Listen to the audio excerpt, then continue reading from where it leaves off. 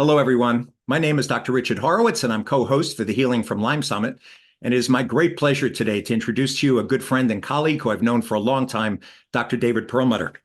Dr. David Perlmutter is a board-certified neurologist, I'll repeat this, six-time New York Times bestselling author. He serves on the board of the directors and is fellow of the American College of Nutrition, currently serves as the director of neuroscience research at Bryan Therapeutics. He received his MD degrees from the University of Miami School of Medicine, where he was awarded the Leonard G. Drowntree Research Award. He's a member of the editorial board for the Journal of Alzheimer's Disease. We'll be doing some trials soon on that, and has published extensively in peer-reviewed journals. And Dr. Perlmutter's books have been published in 32 languages and include the #1 New York Times bestseller, Grain Brain, The Surprising Truth About Wheat, Carbs, and Sugar, which we'll be discussing today. There's over 1 million copies in print for this book. If you haven't gotten it, I really suggest you read it. Other New York Times bestsellers include Brain Maker, The Grain Brain Cookbook, and the Grain Brain Whole Life Plan, as well as Brainwash, co-written with his son, Austin Perlmutter. And he's the editor of The Microbiome and Brain, authored The Top Experts in the Field, published in December 2019 by CRC Press. His latest New York Times bestselling book, Drop Acid, focuses on the pivotal role of uric acid in metabolic diseases. And David, we're going to discuss today maximizing brain health in those who have chronic Lyme disease. So I want to thank you so much for coming today and speaking to this audience. So thank you again. Delighted and good to see you again too. Yes, to you too. So let's just start off a little bit. You got into neurology. How did you get into neurology? How did you get into this specific field about brain health? Because obviously a lot of neurologists are out there doing this, but you really focused on nutrition and diet and how to improve the brain. Why don't you tell us how you got into that a bit? Well, how I got into neurology, it was pretty much a given that I was going to do something in the neurosciences, I think since I was a teenager. My dad was a neurosurgeon, and I was very much exposed to the idea of neuroscience from a very early age. So it was actually a comfort lane for me growing up. I entered neurology practice and practiced pretty much mainstream neurology for about a decade. And towards the end of that decade, began to feel a level of frustration in that I felt that all of my efforts were pretty much directed towards symptom management, helping people feel better, managing their symptoms, but I didn't really feel like I was doing much for the underlying problem. And I really wanted to focus on the fire, not the smoke, and began to explore not just what the underlying issues were that were related to the various diseases that I was treating, but ultimately, once I began to understand what was causing these issues, it opened up the idea of prevention. And in those days, that was 25 years ago, the idea of prevention as related to neurodegenerative conditions, things like Alzheimer's, Parkinson's, multiple sclerosis, et cetera, was really not just something that people wouldn't consider, but it was really off limits because everything in those days was focused on understanding what drugs we can use to treat the symptoms. And beyond that, everything else was really considered blasphemy. But the good news is that we hung in there and began trials, began exploring what we could do to modify brain metabolism, to work on the various risk factors for these very, very compelling problems. And nowadays, I think it's really very much on the table that we recognize that our lifestyle factors are huge levers that we can pull to create a brain that is fully functional, that remains fully functional as we age, and that is resistant to degeneration. So, the good news is that behind us, a lot of the blank areas have been filled in, really delineating the nuances of the lifestyle choices that we can make to not only prevent these illnesses, but really to improve functionality even once they have begun. And, you mentioned Lyme and co-infections and the neurologic consequences of having these infections. And it's very interesting that there's a real, we're seeing so many of these issues coalesce in terms of an upstream point at which they're all kind of unified. I mean, we'd like to think that the Lyme disease brain, the chemotherapy brain, the long COVID brain, Alzheimer's, Parkinson's, et cetera, are all disparate, and they are. Certainly they are in terms of their ultimate manifestations, but way upstream, are issues related to energetics within the brain that kind of unite all of these issues and really can serve as a starting point for us to develop therapies that can be cross-utilized in terms of multiple platforms involving multiple pathologies. So it's kind of a very exciting time when we get our arms around the fact that what is leading to these energetic defects has downstream consequences in terms of changing immunity, changing autoimmunity, changing how our immune cells vis-a-vis the production of inflammatory chemicals that are so devastating. And these can be brought out by a variety of factors, including genetics, other exposures, infection, as I'm sure we are going to talk about, toxic issues, changes in body hormones, for example. So many roads lead to changing the energetics of the brain.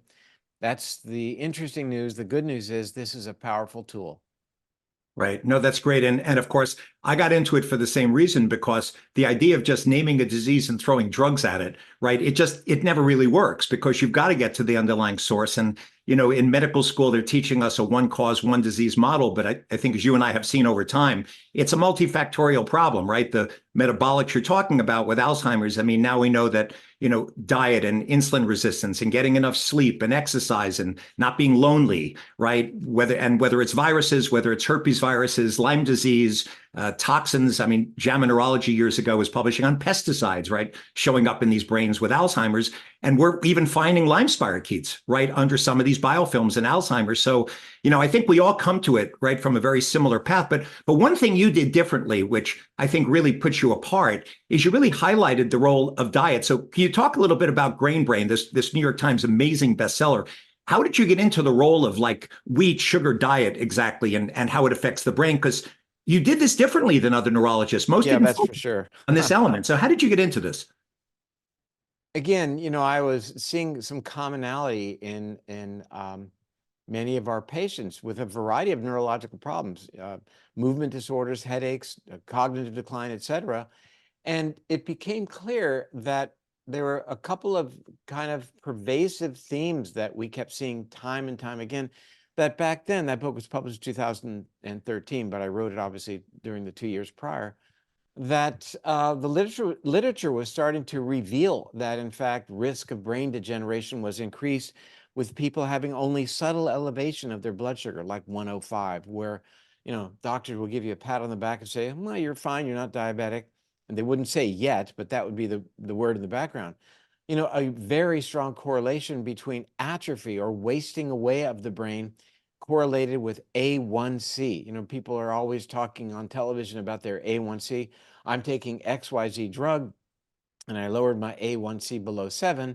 Well, this study appearing in the New England Journal of Medicine demonstrated significant increased degeneration of the brain or atrophy of the brain at A1Cs at 5.8, at 6, levels where doctors were saying, hey, this is perfectly fine. You're just, go on your merry way. We'll see you in a year. And I became frustrated that people were not aware of this information and certainly not acting on this information. If there was such a strong correlation between something as simple as blood sugar and brain degeneration, people needed to talk about it. And at the same time, I was looking at literature that demonstrated that some people had issues with this protein found in wheat, barley, and rye called gluten, specifically part of it called alpha-gliadin, that was leading to various types of problems like cognitive issues, depression, movement disorders, and headaches.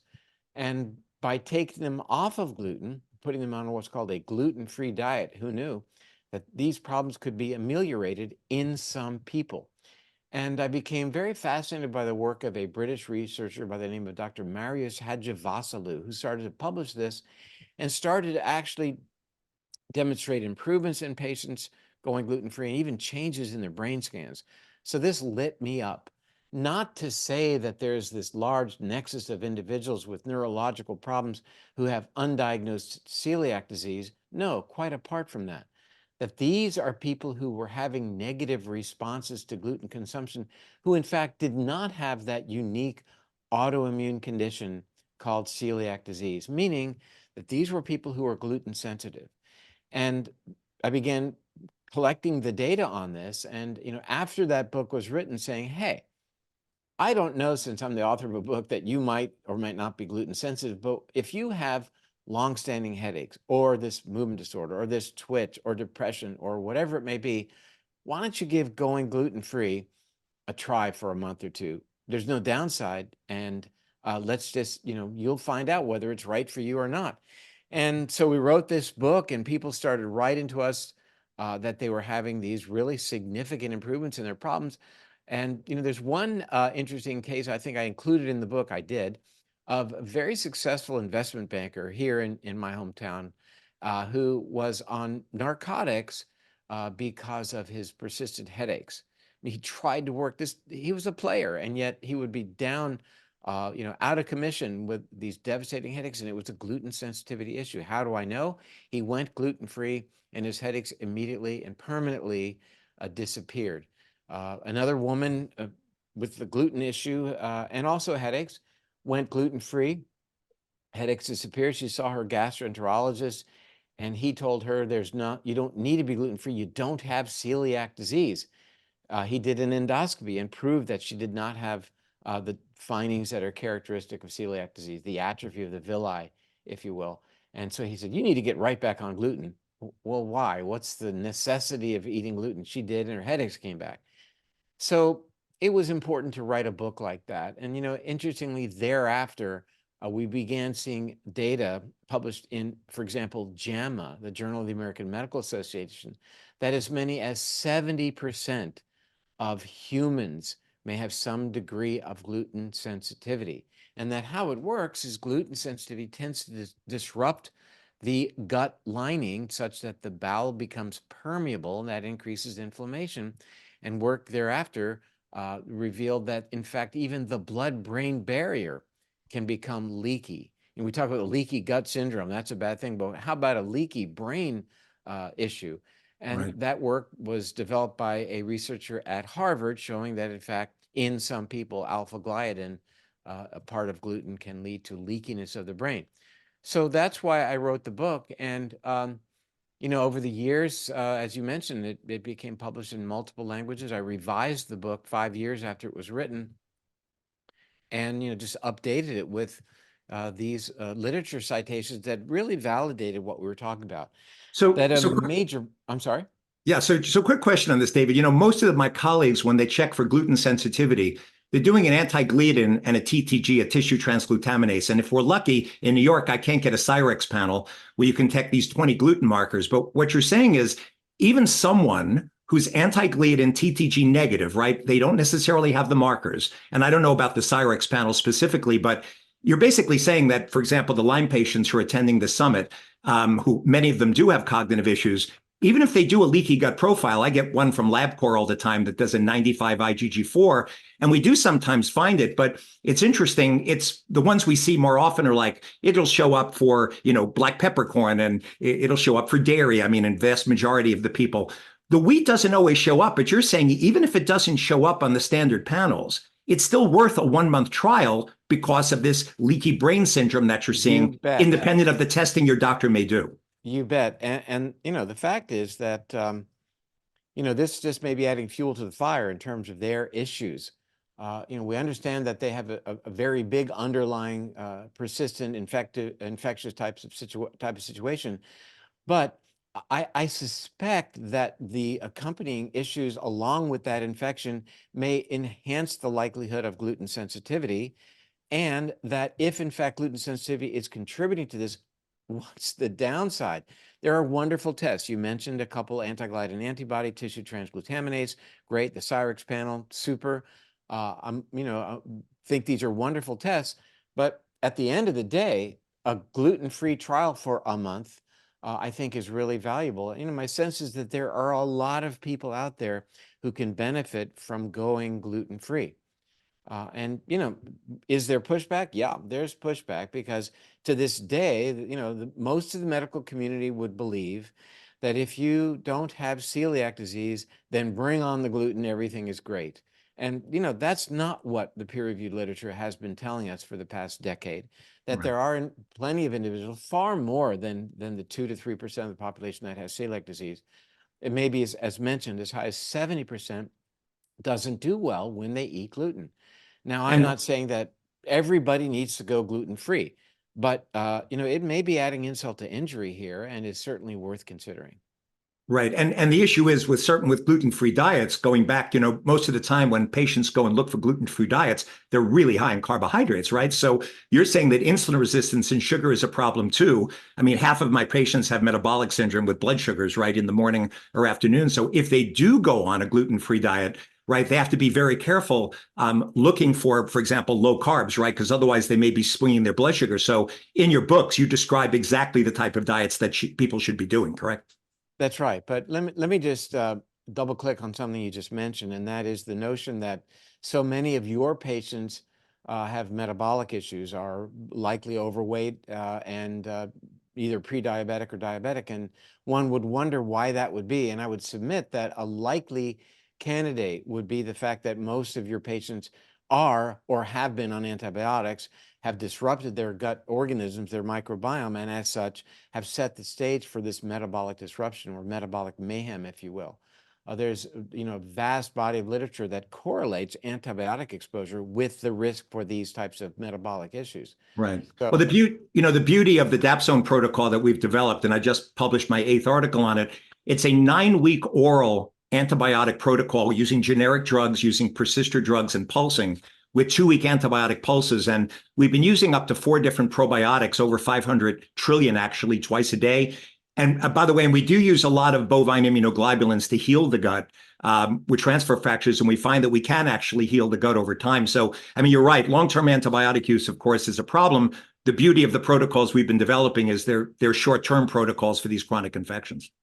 and in addition, it may work the other way. It may be that those who are metabolically compromised may be at risk by virtue of the fact that their immune systems are dysregulated because of their overweight, obesity, and or diabetes, et cetera, that their immune systems may be dysregulated enough that they are predisposed to persistent infection.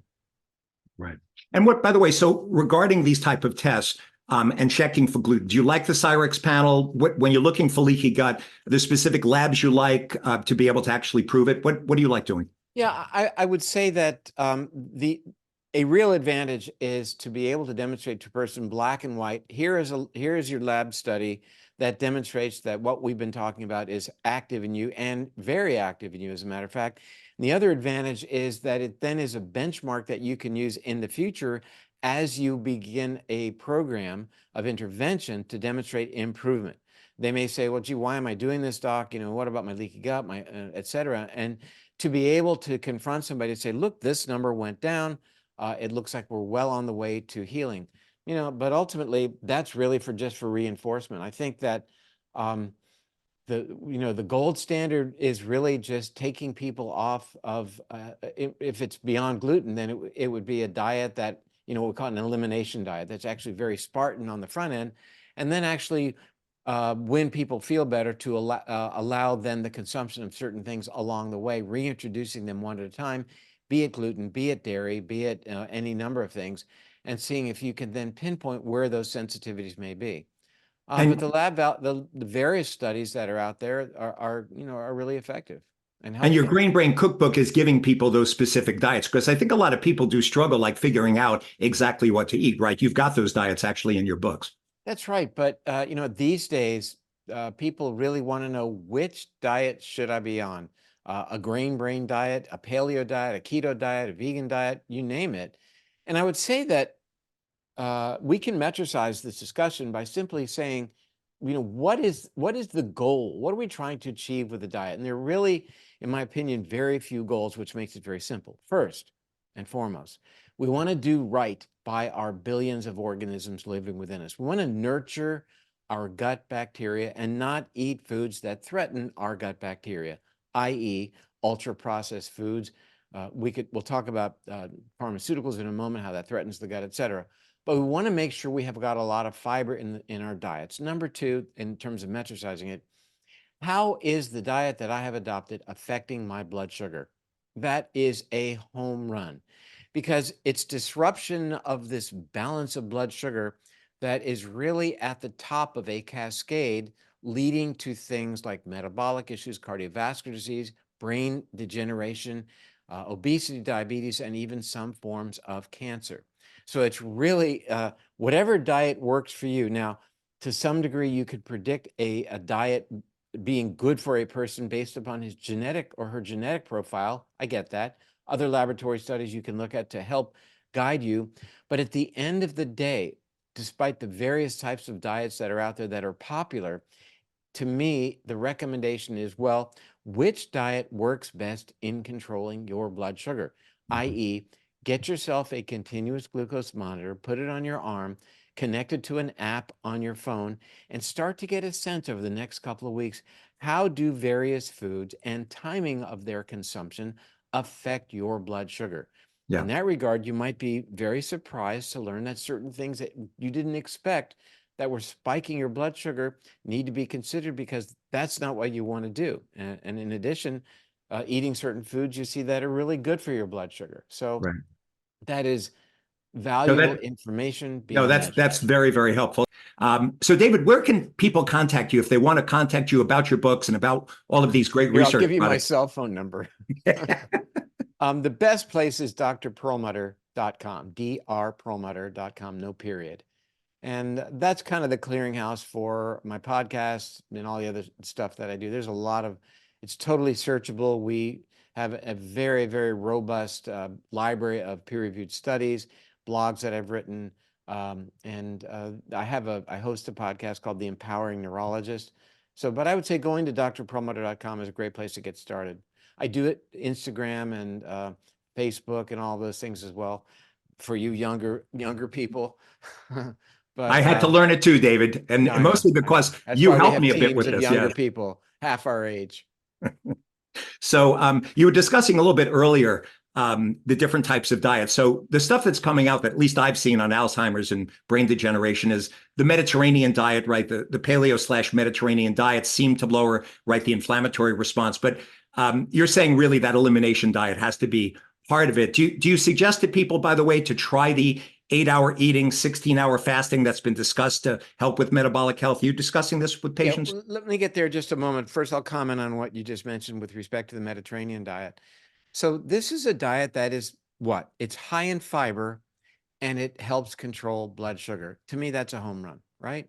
It gets back to those two fundamentals we just talked about. And here's a diet that has provision of really good fats, extra virgin olive oil, that's high in things that are good for your brain, that's high in things that help reduce inflammation, that helps balance blood sugar. So that plus again the fiber, the various colorful vegetables that it allows, so it's really a terrific diet. And as you've seen, various or mentioned various studies, predominantly the Predimed suite of studies, have demonstrated significant risk reduction for a spectrum of issues in people that are more involved in consuming, that their diets are more in line with the how we would describe the Mediterranean diet. Again, the olive oil being very high in polyphenols, which we know exert various positive effects on physiology and metabolism and brain energetics for that matter. And also, what do polyphenols do?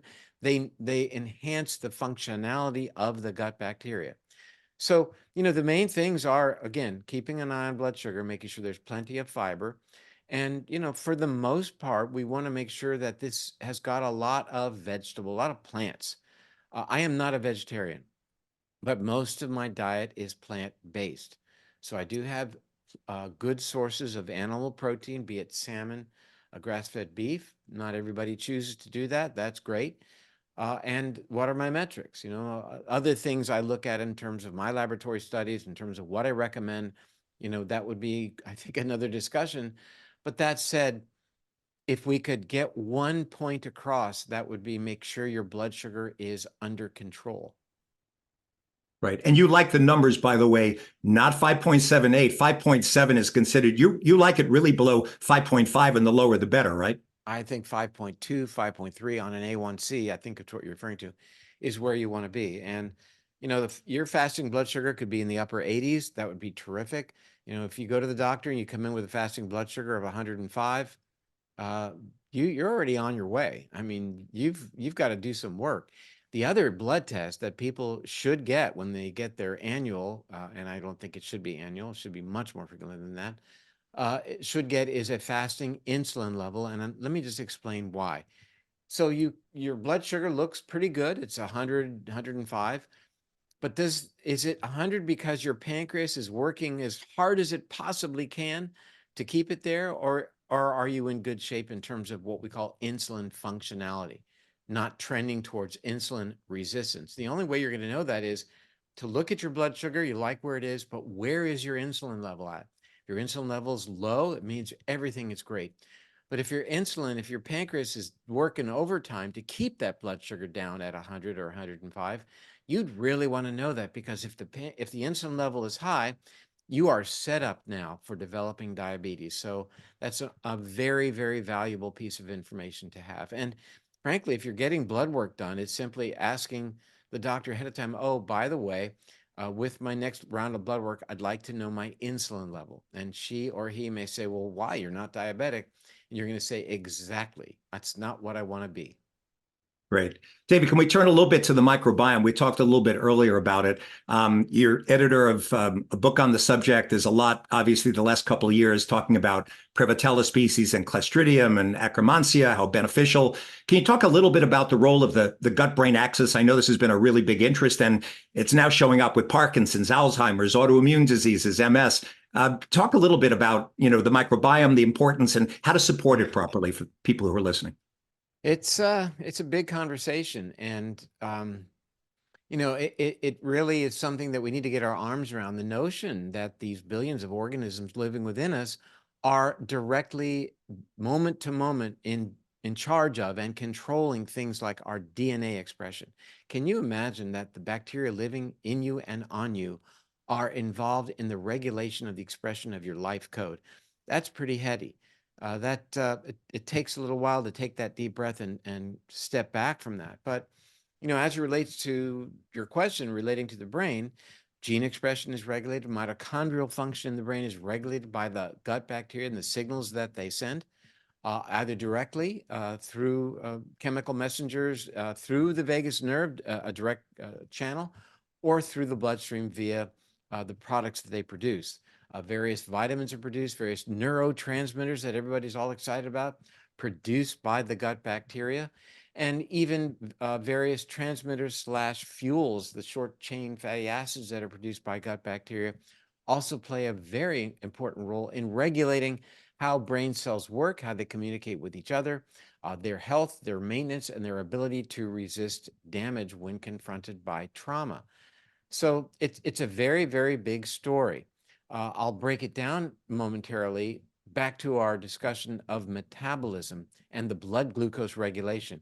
And it goes back to our conversation about antibiotics, possibly predisposing some of your patients, making them more likely to have metabolic issues like overweight, obesity, and prediabetes or full-on diabetes.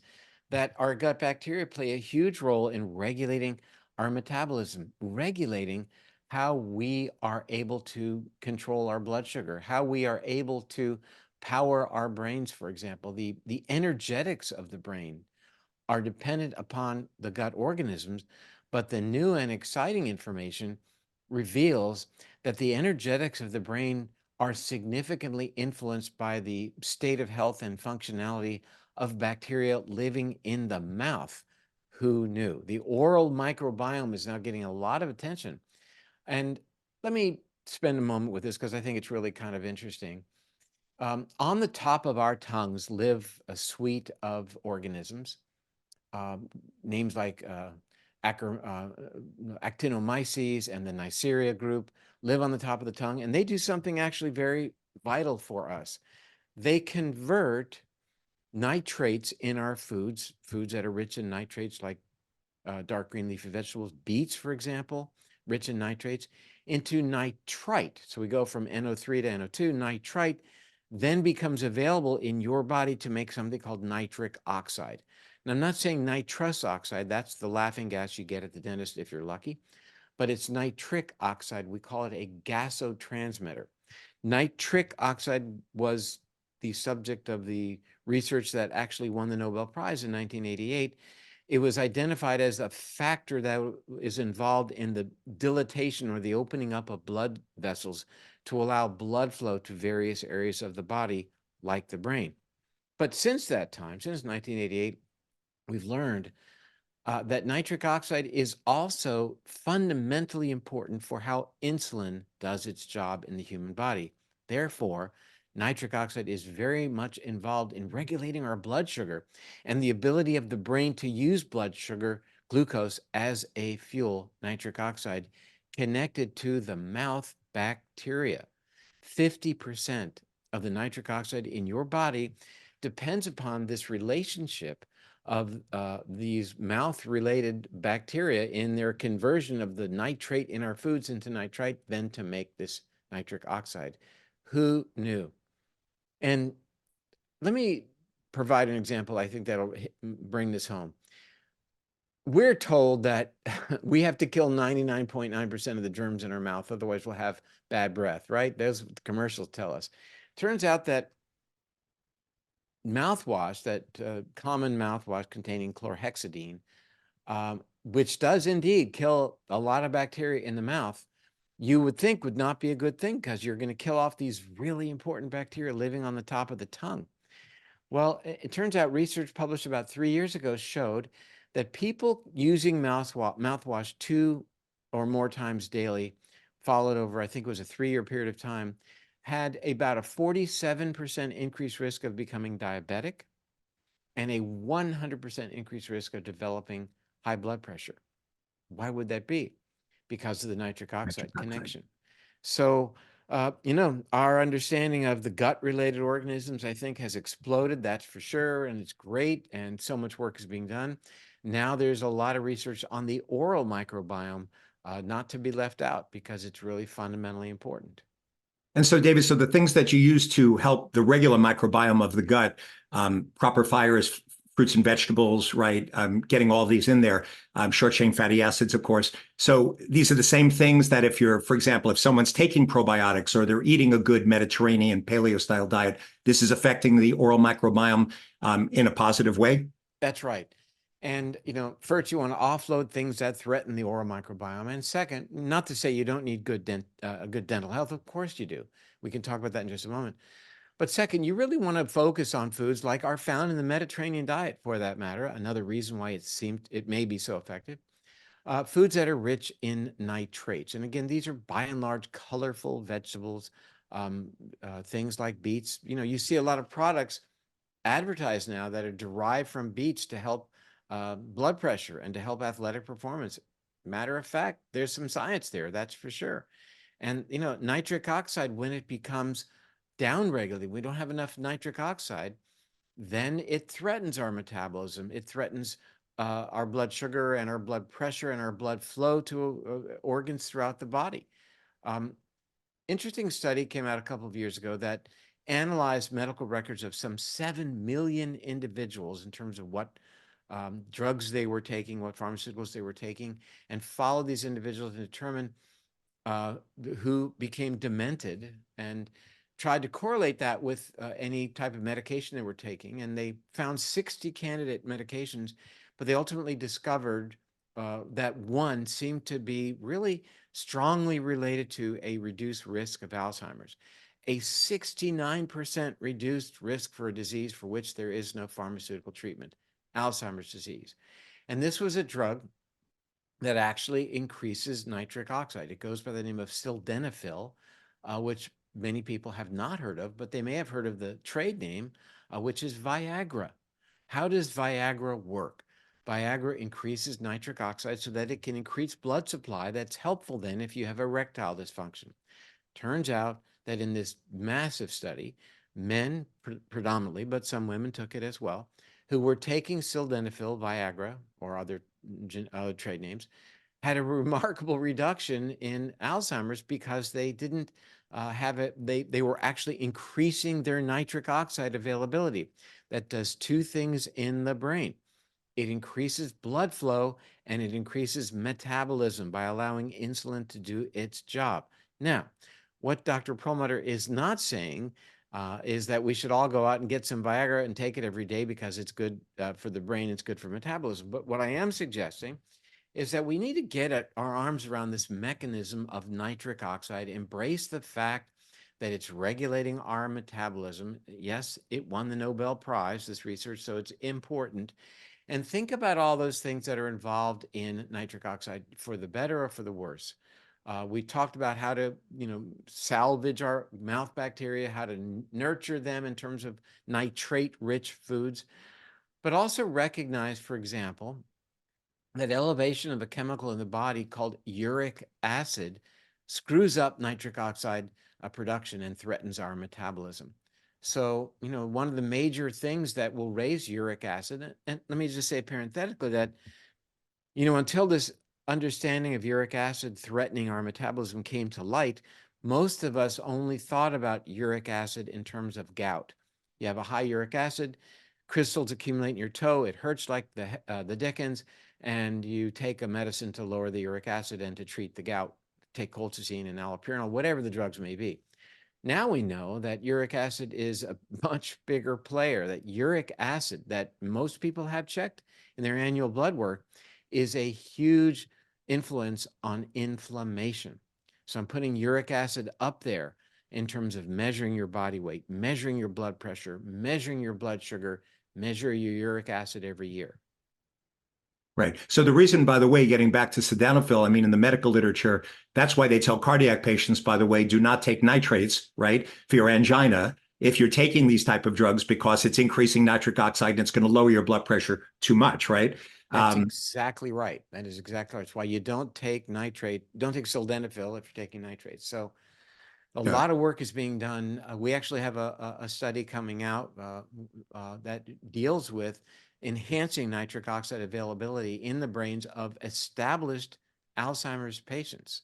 So it is, really for the first time, I think, targeting the Alzheimer's brain in terms of its metabolism, as opposed to simply saying Alzheimer's is a consequence of the brain's accumulation of this aberrant protein called beta amyloid. If we can get rid of the beta amyloid, presto changeo, the Alzheimer's will be cured. That hasn't happened. Right. Just a And couple it's months a little ago, bit of a loaded question, but some of the newer drugs that are trying to take out amyloid right now, does it make any sense to you? I've looked at the drugs. I've looked at what they're doing, the 15 to 20% brain bleeds. I mean, I understand that for some people who are advanced, there may not be a lot of other choices, but I'm a little concerned that they're going after pulling it out without looking at the reason why the amyloid production itself is taking place. Because when you're looking at the literature, I mean, there's everything that I did a research, by the way, for the new book that I'm writing right now. I did a research paper on Alzheimer's and looked at the 16-point MSIDS model to see how many of the 16-point MSIDS factors associated with dementia. It turned out every one of them has been published in the literature, right, from herpes virus, 7 and 8 to Lyme disease and Bartonella to pesticides to parasites to candida that's now showing up as, I mean, it's a whole host, mitochondrial function, POTS dysautonomia, the whole bit. It just seems like it's a little bit backwards to try pulling it out without getting to the biochemical reasons why we're getting this amyloid production in the first place. That's right. And, vis-a-vis your work, we recognize that amyloid is an antimicrobial peptide, that it is secreted in response to the very infections that you described. And that when we see co-localization of anti-herpes simplex virus type 1 antibodies with beta amyloid, we begin to understand that something's going on that's bringing these things together. And that was called to our attention probably 17, 18 years ago by Dr. Ruth Itzhaki in England, who demonstrated this. So what you say is very true. And, these anti-amyloid drugs have failed. Let's call it like it is, that when you look at the curves, these are 18-month studies done with, 1,800 people, 2,000 people, looking at A, do we rid the brain of amyloid, and B, what's happening to their cognitive function?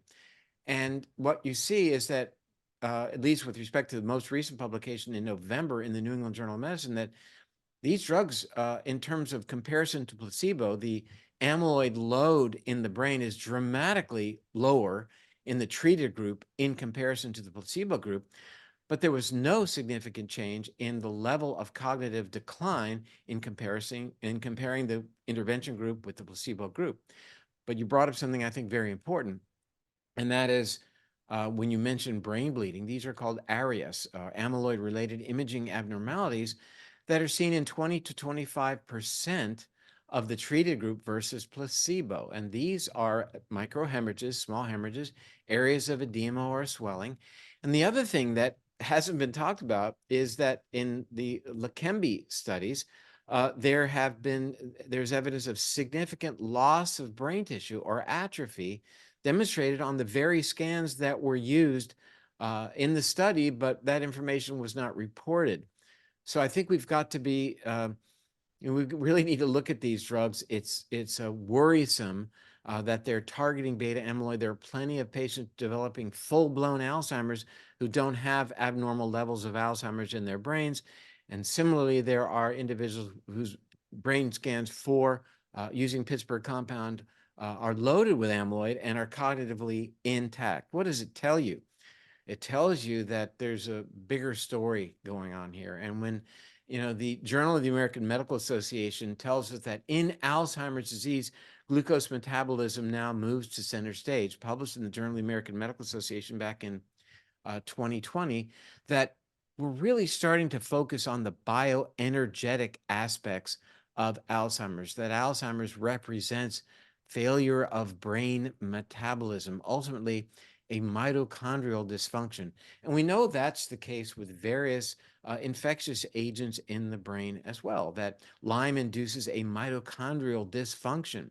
And that what we really need to do, across the board is target mitochondrial dysfunction, and that'll give us powerful downstream effects in terms of immune balance, immune regulations, reduction in inflammation, and better glucose utilization.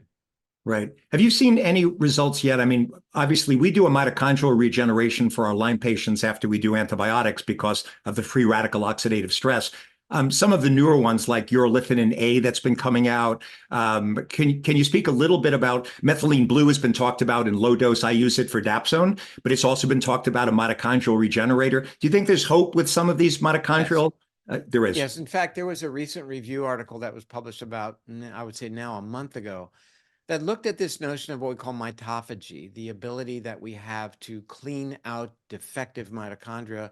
And what happens when you induce mitophagies, you also induce mitochondrial biogenesis, or the increased production of healthy mitochondria. And urolithin A was on that list. So urolithin is a way of, it targets actually this whole notion of mitochondrial functionality. Prior to that, plenty of literature came out demonstrating increased muscular functionality in elderly individuals taking urolithin A, and now the mechanisms whereby it works have been more delineated. Urolithin A is actually a postbiotic, meaning that it is a product of gut bacteria, such that when we consume ellagic acid, for example, that's high in certain foods like pomegranate, then our gut bacteria, certain gut bacteria that not everybody has, converts that into urolithin A. The good news is you can just take urolithin A now. There's a product on the market that you can simply take. I take it myself. That then helps you with this process. What else can you do then to target mitochondria? Exercise. I think probably one of the most powerful things you can do to enhance this process of mitophagy and increase the growth then of new mitochondria is via exercise, and caloric restriction, ketogenic diet are certainly added to the list. I think that to some degree, metformin as a medication may act that way. Resveratrol, perhaps, and I think that quercetin would certainly be something we want to add to the list. So there are things out there that people can be doing right now to enhance the digestion, if you will, of defective mitochondria. And it does bring to mind the notion that certain antibacterial antibiotics, as a matter of fact, threaten mitochondria. Why might that be? Well, I think it gets back to the notion that mitochondria are in fact quite similar to bacteria with their circular DNA that's quite apart from nuclear DNA. And, the thought being that, mitochondria were at a long time ago were free living bacteria that ultimately took residence within other bacteria. Hence, we have these intracellular organelles now. But it turns out that certain antibiotics seem to threaten mitochondria. And, it's certainly something to think about if an individual does require antibiotics.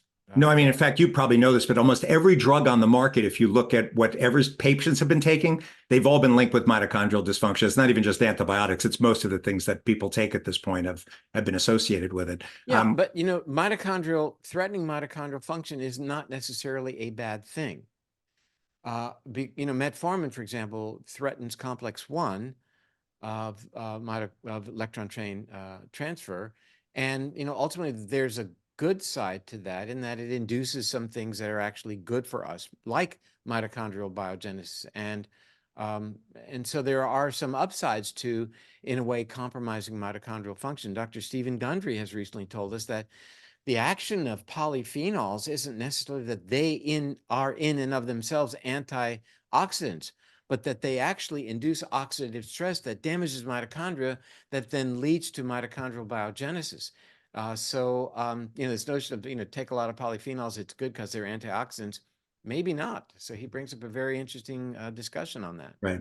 By the way, do you like alpha lipoic acid? You were mentioning before resveratrol and other things. I believe that also has an effect. Of course, exercise is the best that there is with mitochondrial regeneration because we use it, of course, to regenerate intracellular glutathione, help stop oxidative stress in both the fat and water soluble areas of the body. It pulls out heavy metals. It protects the liver. Do you like it for mitochondrial regeneration also? I do. I like it for all the things you mentioned. I think most importantly, because it is water and fat soluble, means it works intracellularly and it works extracellularly as well.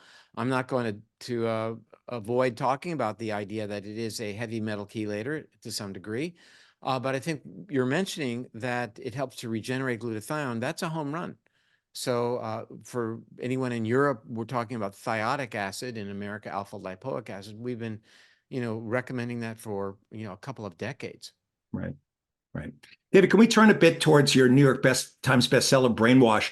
I just read this past week that one woman gave up her regular phone for a flip phone because she couldn't take the digital media anymore. She felt it was destroying herself. So you talk just a little bit about the fact, like how, in fact, the digital media is affecting our brain these days, not to mention, of course, blue light from computers and keeping people up with melatonin. But you talk a little bit about how you detox people from this, what it's doing to people's brains? It's funny. I'm in a couple of days going to Chile and going to do exactly that, taking a holiday from all of this stuff that we do. The book was about the wiring of our brains and how we can change that wiring of the brain for the better, and specifically dealt with who's in charge. Is the adult in the room, or is the brain functioning from the adolescent stage of simply doing what it wants to do right now, living in a world of lacking empathy and a world of fear? And really, there are two parts of the brain that kind of subserve those two approaches to life. The more advanced prefrontal cortex behind your forehead, that is the adult in the room, that allows you to make measured, contemplative decisions, have empathy, think about future consequences of today's actions and choices, versus the more primitive part of the brain, we call it the amygdala because it's almond-shaped, that really doesn't think about consequences, that doesn't think about other people, that doesn't think about how my actions might affect those around me, my future self, or even the planet. And we develop in our teenage years a connection between the two that allows the adult to begin to exercise control over that more primitive part of the brain, so we make better decisions.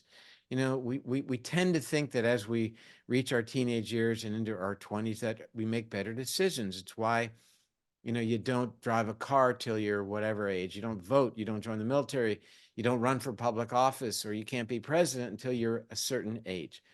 But as it turns out, there are things in our lives over which we have control that can further threaten to lock us into the amygdala, to lock us into that adolescent brain, and lock us into impulsivity, narcissism, and lack of empathy. And they include the types of food that we eat. Pro-inflammatory foods will tend to sever that connection, the top-down control from the adult in the room, take the adult out of the room.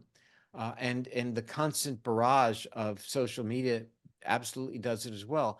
because of the stress that it induces in us, likely from, the constant sense that we don't measure up, of comparison of ourselves to others, of threatening news, which is pervasive on social media.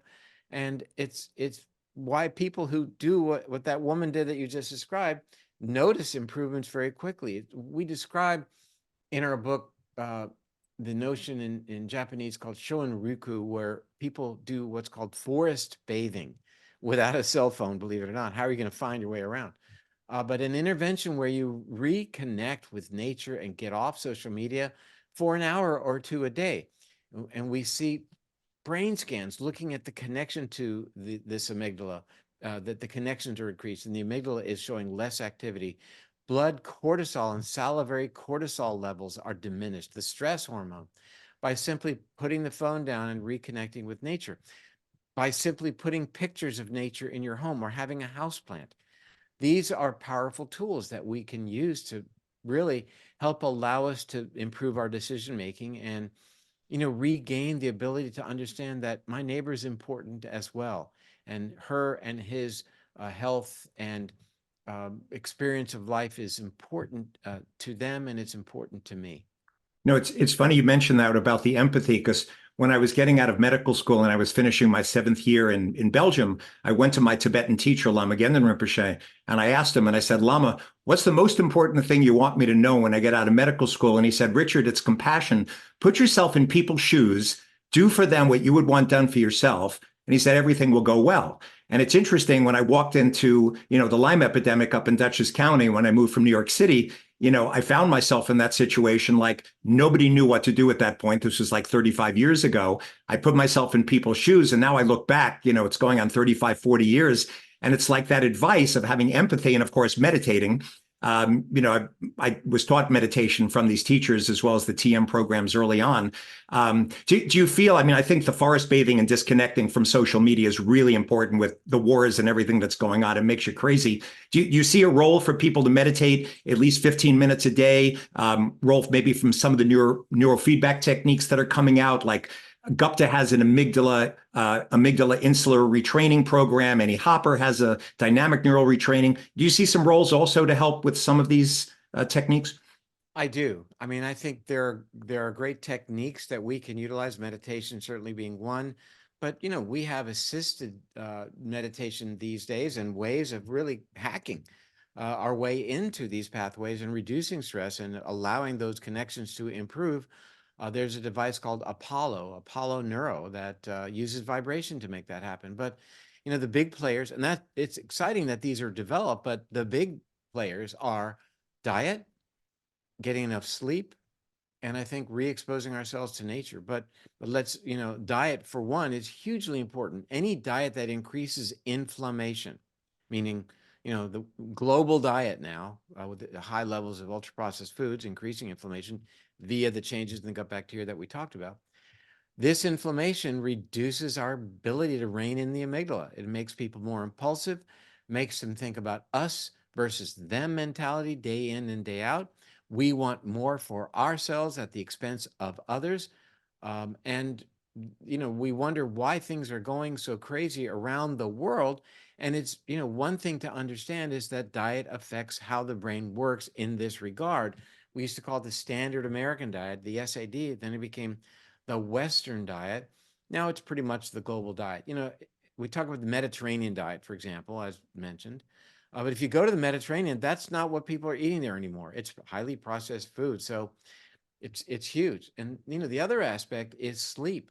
After one night of bad sleep, and when you examine the brains of individuals using what's called functional MRI, the amygdala is about 40% more active. It's why when you haven't slept well the night before, think back to residency, that you don't make such great decisions the next day in terms of, for example, what you eat. And, we all grab for bad foods if we've been up all night. You remember that from residency. What I would do is I'd go down to the pediatrics floor and eat the beech nut banana baby food. It was so good. Why was it so good? Because it had so much sugar in it. I didn't know then what I know now about sugar, but it's why we reach for crappy food when we haven't slept well. And what does that do? Ultimately, you eat that crappy food, you gain weight, and that compromises your ability to sleep well. So sleep, critically important. Insulin sensitivity the next day is dramatically reduced. Lack of restorative sleep may be one of the biggest contributors to obesity and diabetes. So how do you know? And that's again where various devices can be helpful, like wearing an Oura Ring or a newer Apple Watch to determine not just how long you sleep, what is the quantity of your sleep, but what is the quality of your sleep? How much REM sleep did you get? How long did it take you to fall asleep? How long did you sleep and how much deep sleep did you get, for example? These are parameters that appear on your smartphone when you wake up in the morning, and you can say to yourself, well, gee, I did great last night. Great. Or I didn't do so well. Maybe it was because of the 3 glasses of red wine that we had while we were watching a movie till 10 o'clock. And there are lots of changes that you can make. Ultimately, these same influences affect immune function. And so this notion of inflammation, immunity, mitochondrial function, brain function, they all unite in terms of ultimately what we're able to do via making better lifestyle choices. And these things are not they're not patented. There's no one way to get them right, but it's things that we can be doing every single day to live a longer and happier life. No, David, this was great. In fact, we're coming to the end of our interview. I have to tell you, I've heard you speak many times. You're one of the finest neurology speakers in functional medicine I've ever heard. And the thing that you really said today that makes me think about, like, even how I have to change it. I am exercising on my treadmill at 12%, 20 minutes every day. I'm getting enough sleep. I'm doing my diet, but I must admit, I have the Noshing gene, from my Jewish lineage. And even though I do eat a good diet, everything you talked about today about especially diet and sugar and being very careful with gluten, it feels like even though I've tried and I do generally follow a Mediterranean paleo, it feels like I myself maybe want to try 1 month off gluten, really cutting back on sugar, seeing how I feel. And integrating it because of what you just described about inflammation, nitric oxide, mitochondrial function. Yes. I think it's a very convincing argument. And even for someone like me, it feels like, wow, that's great information. I think, the Lyme patients listening who want to maximize their brain health, this is something I think you should really listen to Dr. Perlmutter and take his advice here. So any last parting words, David, before we— I would leverage technology, get a continuous glucose monitor and see what you're doing with your diet. Levels Health is a great place to start, levelshealth.com. And as you mentioned, this Noshing gene, every person whose birthday was born on a day that ends in Y, day of the week that ends in a Y, has the Noshing gene, meaning we all like sweet. It's built into us as a survival mechanism. Sweet tells us that the food is generally safe, or at least it's not poisonous, and it helps us make body fat so we could survive as primates. So it's ubiquitous. We all have a sweet tooth. So this is information for everyone. Yes. David, I can't thank you enough. This was really, really an enlightening conversation. And for those, again, who've been listening, you've been listening to Dr. David Perlmutter, board-certified neurologist, one of the leaders in functional neurology in the world. David, again, I want to thank you so much for taking the time today. And please let people know again, how can they get in touch with you if they want to connect with you and all these great New York Times bestsellers that you've written? Best place would be my website, which is drperlmutter.com. No period. drperlmutter.com. My podcast is called The Empowering Neurologist. Great. David, thank you again. This was a fabulous talk. We've been talking about improving brain health and maximizing it in Lyme and generally chronic diseases. You've been with Dr. David Perlmutter and myself, Dr. Richard Horowitz, co-host of this Doctor Talk, Healing from Lyme Summit. Thank you for joining us. We hope to join you on another episode soon, and take care.